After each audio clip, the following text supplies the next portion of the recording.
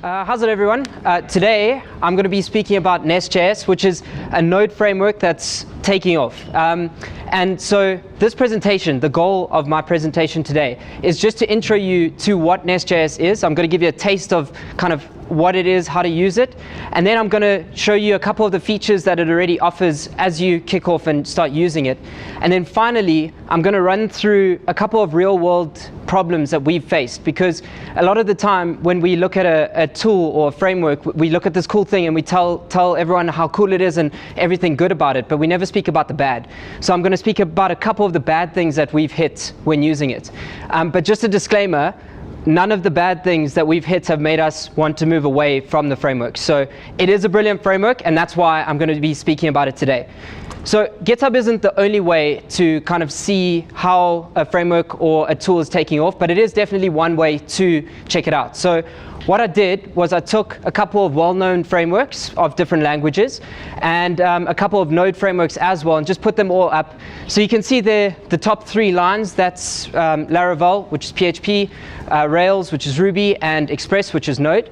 And then I took a couple of other Node frameworks that are relatively well known. That's Happy.js, Fastify, and Sails. And what you can see in the bottom right is this little blue line, and that's NestJS, and it's exponentially taking off. So you can see that there's actually quite a lot of growth in NestJS, and a lot of people are interested in it and want to start using it. And if we look at kind of the ages of these different frameworks, you can see that Laravel, Ruby, and Express are all over 8 years old. So they're mature frameworks. They've been around for a really long time. If we look at Nest, you can see that it's actually just over 2 years old. It's already overtaken Happy, Happy has been around for quite a while. And it's catching up to Sails. And Sails is one of the Node frameworks that I think is relatively well known. It wraps up a lot of libraries together. And just as a side thought, what I kind of describe as a framework is something that takes a number of packages, puts them all together in one place, and makes them all speak together without you having to do all of the linkage and the glue. So that's kind of what we're calling a framework. And you can see that Nest is a really young framework, but it's getting a lot of stars. So that's why I'm speaking about it today. There's a huge amount of support for it, and it's been pushed by pretty big names. So how do you get started with this whole thing? So they have a CLI where you can just install the CLI on your computer, and you create your new project, and it automatically installs all of your dependencies. You CD into it, and you start it up, and that's it. You've already got a REST API started. And if you hit the root endpoint, you get hello world. So it's a really simple thing to get started with. And now what I'm going to do is just run you through kind of the features that it has and why we find a lot of value with that. So just to give you a bit of context, we're a startup company. We're 9 people, and we have to move really quickly because we service small and medium-sized businesses. So these are guys that want to test kind of a concept out and see if it works, and if it does work, then they want to move quickly on it, and if it doesn't work, they want to throw it away. That's the first thing. The second thing is that with a small and medium business, once they have proven that a prototype works, they often don't want to throw that away and start over. So you kind of have to build it right from the start. You need to make sure that stuff is working well from the start, because you can't say, okay, cool, I'm going to rewrite exactly what took us 2 or 3 weeks to do. I'm going to rewrite that now for the next phase, because they're going to say, well, you've already done it, so like, let's just use what's there. So we look for we try to make sure that we're designing things right from the start, but also we try to find a lot of things, that tools and IDEs and everything, that make it easier for us to develop and pick up errors before we get into production. So for example, a lot of hackers in the room and stuff would probably say that they use like Sublime or Vim or something as their editor to code in, because it's super fast and all of that stuff. From our perspective, we say we'll rather use an IDE like WebStorm, because we'll pick up a lot more issues beforehand, and so we won't be pushing problems up into production that way. So that's kind of the thought process that goes through our mind when we look at frameworks and at products and stuff to use. So one of the huge benefits that we see in NestJS, which I think is a controversial topic, and some of you guys might disagree, is that it's fully written in TypeScript. So basically what TypeScript is it's a language that compiles down to JavaScript, and that means that we can already compile and pick up compilation errors, number one. And number two, it introduces a lot of the new kind of JavaScript protocols and JavaScript, I can't think of the word, but it basically just introduces new stuff that hasn't gotten into JavaScript yet, but it's going to come soon. So for example, decorators, which make your code a lot easier to read.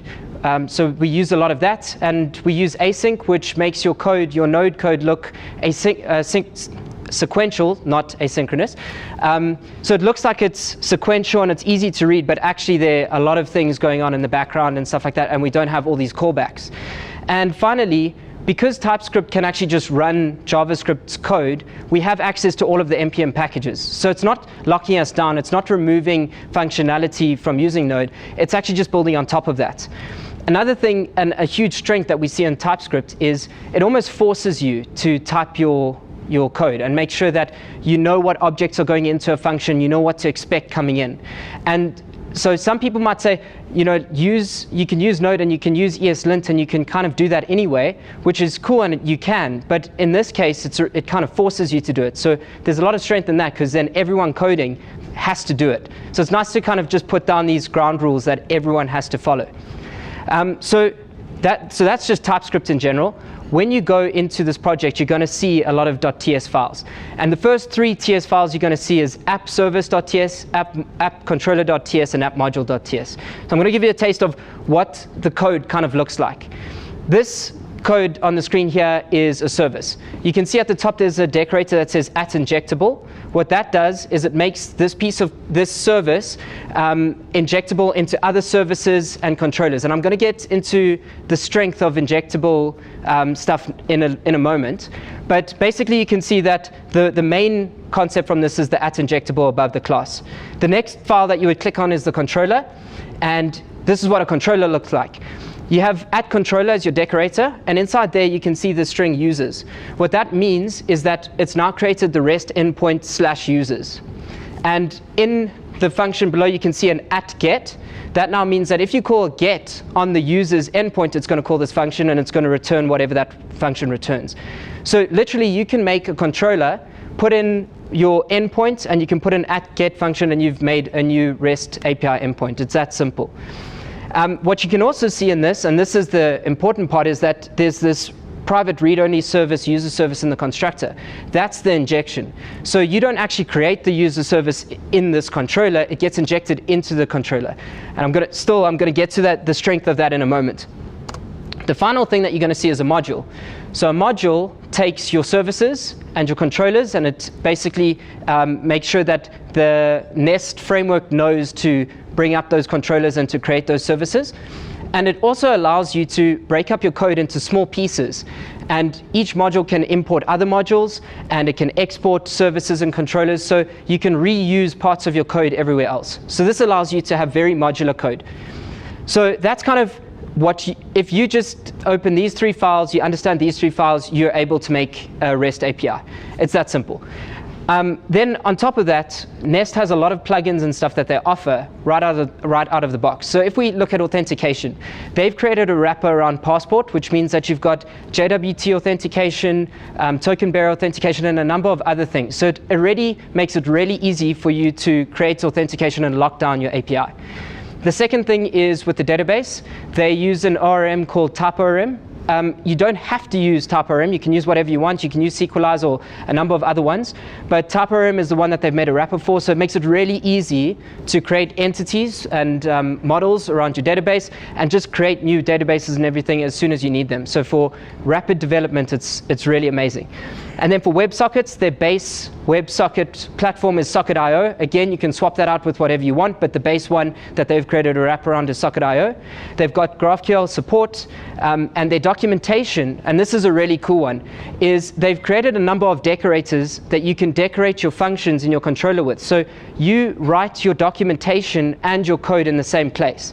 And you can create your examples and everything. And when someone hits that docs endpoint, they get presented with Swagger docs of your whole API. So it makes it really cool and easy to make documentation for fully open API.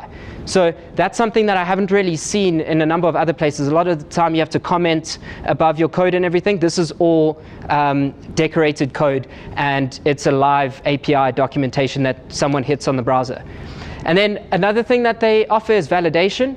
So when you're using frameworks, you often see that when traffic comes in, you create a validator and you say, okay, cool, this email must be a string and it must exist and all of that stuff. They've kind of broken that out into, they've abstracted it a bit more. So you create these classes and you specify your validation in the classes. And in your controllers, you just expect that class to arrive. And when the data comes in, it creates the class and it validates and everything automatically, and it returns errors automatically. So your controllers are actually quite small. They don't have the validators in them, and it makes it really readable. It makes your code look really, really good. And when you go into those classes, you can see the kind of validation that takes place. So they've done really well with that sort of stuff. And the final thing, which we haven't really had to focus on a lot, is microservice support. So in this case, you don't have to always use an HTTP protocol to communicate between two different services. What microservices does is it allows you to use different transport layers. So what you can now do is send commands and events and all of that stuff between different modules. So they have microservice support, and currently just out of the box you can do Redis, RabbitMQ, MQTT, and basically a number of other things that are publish, subscribe, or event-based paradigms. So they've really thought about not only the HTTP side of things, but the rest of your system and how you're going to break it out and make everything a module. Okay, so those are kind of the plugins that you get. And on top of that, you also get the internal functionality that Nest provides. So the three things that I would talk about is pipes. Number one, what that allows you to do is when traffic comes in, when you get a post request, you might expect some kind of data to come in under ID or company registration in this case. And you can just pass it through a pipe. And that pipe will automatically format that data for you if you want. And it can also validate that data for you and throw an exception if it's not correct. So number one, you're making sure that the data coming in is consistent. And number two, you're able to modify it as much as you want. You can take it further than just piping one little piece of a body. You can pipe the whole body into a class, and it will automatically get rid of all the keys that shouldn't be there. It will automatically make sure that that class is valid, and it will make sure that the data is there. So you can check stuff like, is this ID number of this person a legit South African ID number? Is the cell phone number that's coming in an actual cell phone number? And a number of other things. The other thing that I would mention is guards. So you can do auth guards, you can do role-based guards, you can make any kind of guard that you want. That means that you can lock down your API not only using authentication, but you can also say only admin users can go here, or only people that have permission for this view can go here. So there's a lot of stuff that they offer out of the box that allows you to really control what people have access to and lock down your API. And the final thing is interceptors. And this concept is really cool. What you can do is intercept incoming traffic and outgoing traffic, and you can just modify that data or trigger events from that data. So an example would be that you log every single incoming event. But that's kind of slightly boring. Another one that you could do is maybe you're working on a new feature, you bring that feature up, and you just want to make sure that if there's ever an error that happens, you get notified immediately, just while this new feature is up and running. So what you do is you intercept the outgoing traffic, and if there's ever an error, you trigger a Slack notification to yourself. And now you get these instant notifications. So there are a lot of things that you can do with Nest, and this is literally just touching the surface of the stuff that they offer out of the box for this framework. Another thing that I had mentioned before was TypeORM, which is the ORM that lets you kind of create your database models and all of that stuff. And this is what it looks like. So basically all you do is you put an @entity decorator above it, and you specify what the table name is. And then you can put in all of your columns, and this is it. Now, when you npm start and you start up your whole application, it'll create your entities on the database, and you can literally start querying them and using them straight away. So it's so easy to start up an application and just get going. And a lot of applications do need a database, and a lot of them aren't that complicated. They just need 3 or 4 entities. So it's really simple to get going with that. Another strength that a lot of people mention, and okay, so before I mention this, how many of you guys are React developers, like React framework only? Okay, and Angular developers? Okay, well that's actually better. Okay, so with the React developers, don't let this put you off, because it's not something that it would hinder your progress or anything, but Nest has been designed around the processes and design paradigms that Angular has been designed around. So if you're an Angular developer, you'll probably be able to read this and understand all of the concepts, the modules, the providers, and all of that stuff straight away, because it's very similar to Angular. It's quite cool, because what they've done is, because they've followed that paradigm, a lot of people that are big names with Angular are pushing Nest as a backend framework as well. But that's the disclaimer. It doesn't mean that you have to be an Angular developer to use Nest, and you don't have to use Angular if you're using Nest. So if you are a React developer, you can still use Nest. You don't have to worry. And sorry, I was supposed to go to that. Let me go back to that. So one of the other things that I'd mentioned before was injection. You guys saw that we were injecting a service into a controller. And when you do testing, you often want to mock out your service. What these guys have done in Nest is they've allowed you to create these test modules where you can replace services with mock services. So you can kind of say, cool, this HTTP service that would make a request out, I'm going to mock out that request, and I'm going to return a failed response or whatever you want. So it makes testing a lot easier with this dependency injection. So there's a lot of strength in the way that this system's been designed. And the other strength in it is with the modularity that I mentioned before. You can literally make a tiny module of like a Nest module that you can copy and paste into different projects and stuff and reuse. So it really does help to make sure that you've structured your project right, and that you can reuse what you've done in a previous project in your new one. And as you keep doing that, your development gets faster and faster and faster. So the real world problems. I've told you all the good. Well, not all the good, a little bit of the good, but let's just chat a little bit about the bad that we've hit before. So number one, when you start up this project, you get presented with a source file, and it's up to you to decide how you want to structure your application. That's a pro and a con. For us, it's a pro because we get to decide how we want to structure modules. We decide whether a module should be a main module or a sub-module, or how the whole project gets broken up. It's also a con because it's quite nice for someone to tell you, this is how you should structure your application. And whenever someone else comes onto the project, they should already expect it to look this way, and they'll be able to understand why it's structured that way. So pros and cons, and so I've just put that in there because I think it's difficult when you're working on a project yourself or as a team right from the start. Everyone knows how the project works, and everyone knows where to go when there are problems. When a new person comes on, they've now got to figure out the whole structure of your application. So it's always good to kind of decide what that process and protocol is going to be before you start, and then that will be the definition from that point on. Another problem that we've kind of experienced is queue support and creating your own CLI.